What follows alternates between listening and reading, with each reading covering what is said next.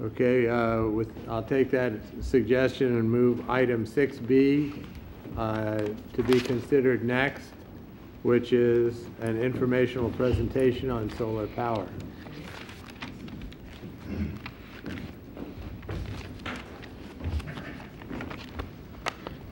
My name is Colin Swan. I'm the founder and CEO of SkyTech Solar. I'd like to thank the Commission to give me an opportunity to talk about something that's dear to the solar community, and that is, when cities start adopting really positive policies towards renewable energy within their community. There's two parts to this presentation. One will be about talking about a successful approach to clean energy, and the other part is just to talk about some of the latest things that's happening within solar as far as the products that are out there. I'm using San Francisco as an example. 2.5 years ago, they came up with a policy and said by the year 2017, they want 51% of all the energy used in the city of San Francisco, city and county of San Francisco, to be from renewable energy. And what that means is no energy that's made up from fossil fuels or nuclear energy. It's a hefty goal to get to, but one of the aspects of it that they had was called Go Solar San Francisco, where they actually, it's very difficult in an economy like now to put money into a budget to try and do this and make this happen for your city, but every year for 10 years they have to decide on whether to put anywhere from $2 million to $5 million into this program, and that's used as funding to help people and assist people and to be able to put in solar. And it really was the turning point for a lot of people in San Francisco to say, what, that makes a huge difference for me, I'm going to put in solar. Prior to this, there was, solar's been around for a long time. Prior to this, I think there was like somewhere around 750 homes had solar, or homes and businesses combined had solar. Within the 2.5 years that we've had in there, we have 1,577 applications for solar, and when you think about it, that's basically tripling what we had done in the last 20 years in the space of 2.5 years, just by putting in between 2 to 5 million a year. Our company ourselves, we focus on, the money that's in there, it basically goes towards, you can be a nonprofit business, you can be just a regular business, you can be a residential, and then the residential is split up between what they consider low income. Now in San Francisco, what low income means, you could be a person making $62,000 or less a year, you're considered low income. I know it's a lot higher than the national standard, but the cities, when they're adopting policies, they could think about if they want to split up the funding that they put into it, and San Francisco did it that way. Quite a lot of the funding goes towards the low income end of the city, and we specialize in investing in, or installing in there, and we have, in the last 12 months alone, installed solar for free to 125 households in San Francisco. We are able to do that by using the funding from the Go Solar program and from the California Solar Initiative. Right now, everybody in California, if you look at your PG&E bill, you'll see there's one of those small print fees. It's $1 every month. You're contributing towards it, and you can draw from that. It's not a lot of money that you get from California. Roughly 5% of your solar system that you purchase today, you'll get a refund from California.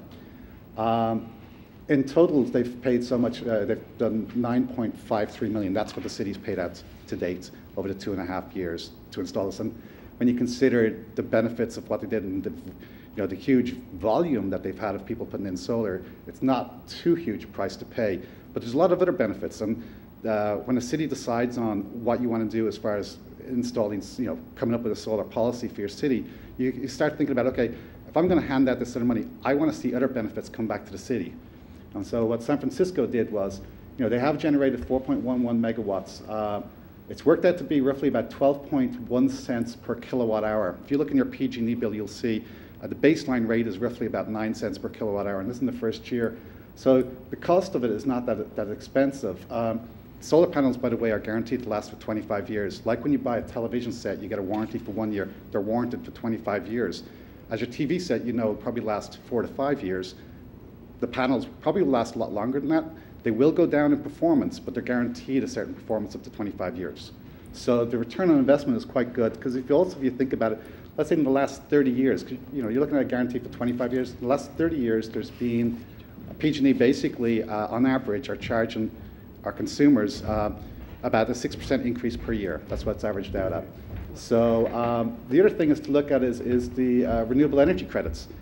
These are, as time goes on and as nations, and especially as America starts, getting more into this carbon trading and so forth, they're going to be worth something to the city. So, it's something that you might want to pocket for a rainy day. Right now, 2.6 megawatts doesn't sound huge, but it's currently worth about $65,000. Not a lot of money, but I expect that will increase later on. And then the main thing, and I think this is the best thing, is the job creation, especially in an environment like now. If you want to have access to this funding, you've got to hire unemployed residents of your community, of the city, and then you've got to train them in green-collar jobs.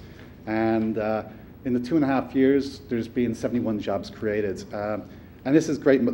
Ourselves, we hire from people who are unemployed from the construction industry. A lot of people after the bubble burst, been unemployed for multiple years, and this gives them a new place to go. So your community and the people that live in your community have a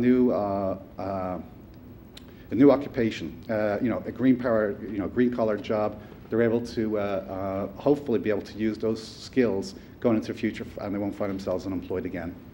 And that's basically the program. What I want to do now is kind of talk to you a bit about how solar's changed over the years. From what you see there, the railings that are there, they're always about 3 inches above the rooftop.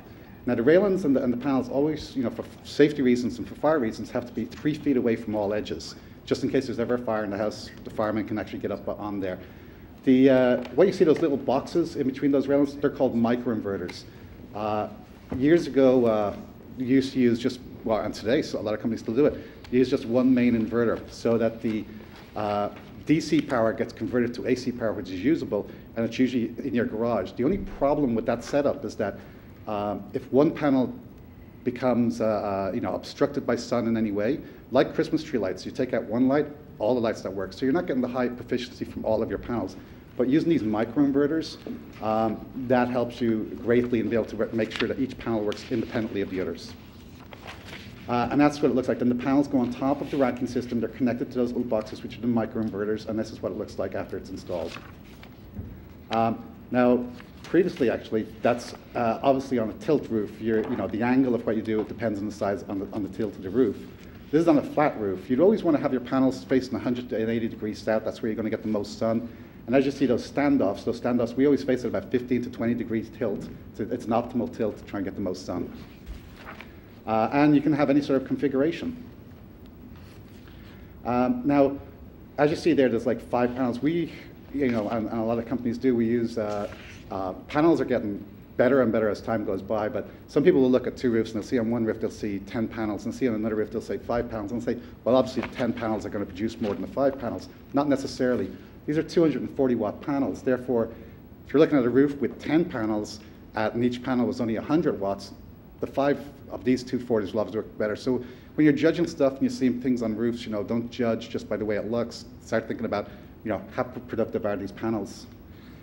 This is actually on an old synagogue in San Francisco, and we just put it in there because we thought it was really interesting that they asked us to put in solar. This kind of shows you it can be a bit dangerous work, but you got to use harnesses. You got to be, if you're. This actually is a girl called Destiny is hanging there with San Francisco in the background, and but as you can see, it's quite at a tilt, and now it's the finished job of it. As you see, it's a very tilted roof, but also, as you see from the bottom there, we're away 3 feet so that the firemen never have to get up there. There's another roof here. Oh, actually, this is in San Bruno. This is Rick Posadi's, Planning Commissioner Rick Posadi's house. He had met up with us in San Francisco. We were working on one of his tenants, or one of the houses he has there. And anyway, he asked us if we were interested in working here in San Bruno. And we put in quite a large system here. It's 18 240-watt panels, 25 240-watt panels, 18 on one side of the house, 7 on the other side of the house. As you can see there's the 2 sides. And it basically will produce, well, it's about 6,000 kilowatt, or 6,000 kilowatt system, but, after, when you factor out, the change and whatever, you always lose about 5%. But it's quite a large system, and which brings us on to a point.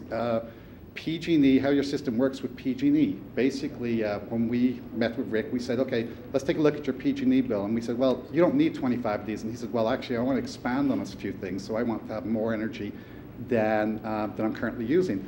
So we asked He says, is that possible? I said, in fact, it's possible. PG&E, there's a law that California enacted that PG&E, if you produce more energy than you use, PG&E has to buy that from you. So in reality, you are contributing to PG&E, and in reality, you will be paid by PG&E, but it's until the city and PG&E decide on the exact price they're going to buy that energy from you, you just have to wait until then. Right now, it's just credits they're giving you. And it's quite interesting to think now that homeowners can actually be a supplier to PG&E. Even if you're not using as much energy, or even if you're not producing as much energy as you're using, the way it'll work is that these panels here, there's going to be a line going down right into the garage. It'll be hooked up into your circuit breaker box, your meter, and PG&E will come out and they'll put in, it's not a smart meter, it's called a bidirectional meter. They'll swap out whatever meter you have, they put in a bidirectional meter. It counts all the energy that you're producing from your solar, and then it counts how much energy you're taking from the grid. So even if you're taking more energy from the grid than you're producing, you know that your neighbor is probably going to get that clean energy from you. At the end of the month, you get your bill like you usually do. It'll show you how much energy you've used. It'll then deduct how much energy you've given them. And then at the end of the year, they call it net metering. They add up all the months, because some months you're going to be producing more energy than other months. And then you pay the difference, or PG&E pays you. And that's basically it. Any questions? Yeah, through the chair. Commissioner Biasotti. Where does San Francisco get the funding currently for that program, the Go Solar program? Is that a federal grant? It comes out of the San Francisco Public Utilities Commission. So they are given a budget each year. And 2.5 years ago, it was decided upon that no matter what the budget was, $2 million to $5 million had to come out of their budget. And that's basically where it comes from. Now, it's assessed and given to them, obviously, by the city, every year, what the budget should be, but the city told them $2 to $5 million, that has to come out of that. So it's the San Francisco Public Utilities Commission is the place. And the politics behind it, I have no idea. Yeah. I don't know if we have a similar situation in San Bruno, particularly because SFPUC has huge power generation resources in the mountains. Right. So they make quite a bit of money themselves. Right. Maybe they can afford it. Right. Yeah, I agree with you. I mean, it was a very interesting thing for them to do that. And that, when I actually got into the business because, surprisingly enough, I was actually in Canada when I heard out I live in San Francisco, that San Francisco were doing this. And I said, that's the tipping point. Because with that money in there, that's the tipping point for the average person to say, now it makes fiscal sense for me to do this. And because the payback's quicker. Before you were talking about 8, 9, 10 years before you saw payback. Now, they brought it down to like 5 to 7 years. So I actually got into the solar business based on this program because I just knew that's the tipping point. I always knew there was a price problem. And that's true. A lot of cities, especially at these times, don't have the funding to do something like this. But it's something to think about when times get better. Maybe it's something you start looking. And also, when you think about it, if you're doing job creation as well, you're giving back to the community. You're taking people who, aren't contributing to society just due to circumstances that they found themselves in, and suddenly now they're contributing and they're able to sustain their families and so forth. Thank you very much. Thank you so much. Any other questions by the commission? No? Thank you very much. Thank you. Appreciate it. Thank you.